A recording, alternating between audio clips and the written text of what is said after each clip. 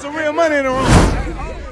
Just for those who don't know, because we may have some people watching, you know, that may not be as familiar with the Baton Rouge culture. Who was Lil Ivy? The Ivy. He was from Southside Baton Rouge, and you know, he was a young entrepreneur, somebody who took pride in his neighborhood and his homeboys, and you know, as fast as he figured out how to, you know, get ahead in life, he started helping people. So one thing he wanted to do was get off into the music culture, because like we used to be wanting to be, you know, we used to do little rap songs when we was little, you know, like, well, I'm gonna say like 13 and 11. I was 13, he was 11. We did a little, you know, we was try to do. So, you know, we stayed close the whole way, you know, but just through jail and the streets and ups and downs, like I ended up on this street, he ended up on this street, and you know, he was doing his thing, I was doing my thing, you know. So we wasn't, you know, always around every day like we was when we was little. But and he went on to be more of a more successful in the game, but he didn't want to carry the name of a drug dealer or nothing like that. He wanted to be a good person. So he was trying to get off into the music thing. So he was trying, but in the process, the unfortunate caught up with him before he can actually get into it. But he was definitely gonna get into it because he had a lot to do. If I'm not mistaken, he created TBG, the label. And that's the Fredo Bang's label. Right. And well, that's the label Fredo Bang is with, or right. was with in the beginning. TBG, Top Boy Gorillas. Shout out to them. You know what I'm saying? Right. Shout out to Cleasy 5. Cleasy 5 in jail, I think. But I want to say that's some real history right that's there. That's the CEO. Like, it's very interesting with Baton Rouge that you see all these young people now coming up, but it's like they didn't just come from nowhere. Right. You know what I mean? Like if you actually do your research and you can see like there was some people who, you know, really put some work in and paved the way. Right. Right. Yeah. I knew Boosie named his daughter Iviana. You know what I mean? Right. What could it have been about this guy that just made people, you know what I'm saying, have that much respect? Man, bro. I say, bro, see, me and his relationship was like day one, you know? And so I was so, you know, like I was all in from day one. Like it was Ivory, Bucky, Tavares, to Lawrence. It wasn't just Ivory, it's 4 of them, all of them dead, rest in peace. And but it was all of them. You know, I was in with all of them, but he was the one that was more of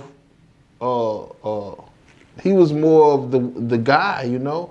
And that question you asked, bro, I can't say, because like I say, I would have named, I probably would have did the same thing, because like when I used to be hungry, bro, and the dude used to sneak me food over the gate, bro, like that type of shit, you know. And our relationship developed from there, you know. Like when I say like come on, bro, come over here, our lights off, you know, I'm sleeping at their house, you know what I'm saying? Like that kind of shit. So it was deep from there, you know, like bro, it was deep from there. When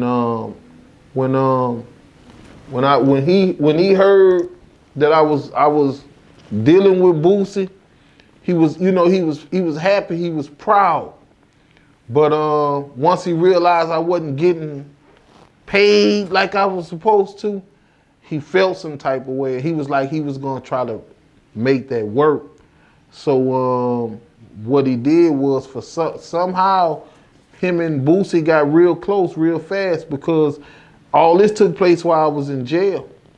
So in the process of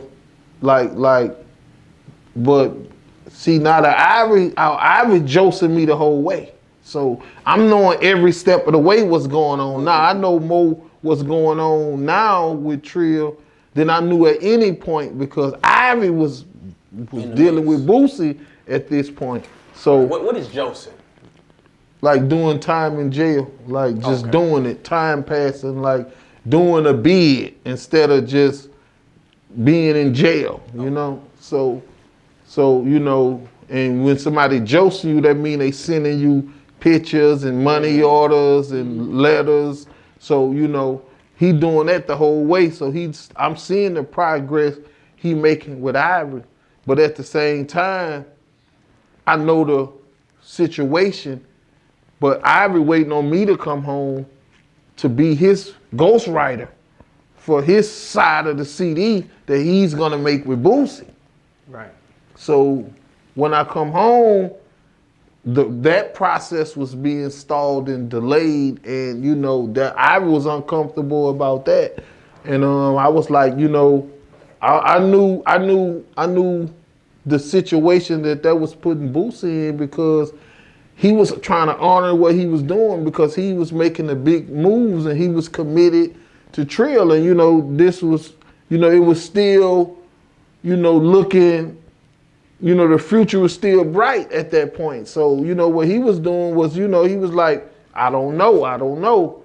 But I'm like, you know, Ivy telling me like, man, well, you know, let's do it. So I'm like, okay, cool. And, you know, like I said, I was going to get paid for doing that. So, you know, he was still going to make sure that I got paid, you know what I'm saying? So, but Ivy, you know, and Boosie got Ivory Ray too. He got a son named Ivory Ray.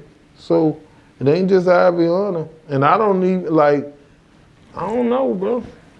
You know, that's why I believe when Boosie say what he say about Ivory, how he feel, that's why I believe him. You know, that's why I'm always loyal to Boosie from our connection with Ivory. This is what Ivory wanted. You know what I'm saying? So, you know, that's where we'll always be linked. If we never do another song again, we'll always be linked through Ivory, and Ivory gone. So, you know, that's what Ivory wanted. Hey, RealToon, it's some real money in the room.